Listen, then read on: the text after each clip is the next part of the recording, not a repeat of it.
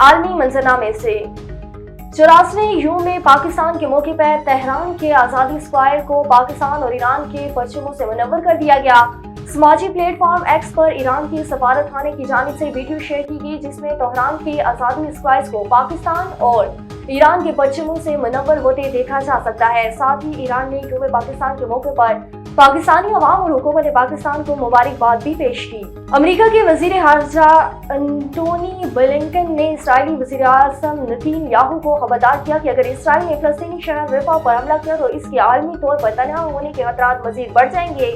برطانوی خبر رساں ادارے کے مطابق انٹونی بلنکن نے مشرقی وسطی کے امن مشن کے دوران نیتن یاہو سے 1-on-1 ملاقات کی، ایک ایسے وقت میں کی جب اسرائیل کے غزہ کے حملے کے بعد دونوں ممالک کے تعلقات بھی تناؤ پیدا ہوا ہے۔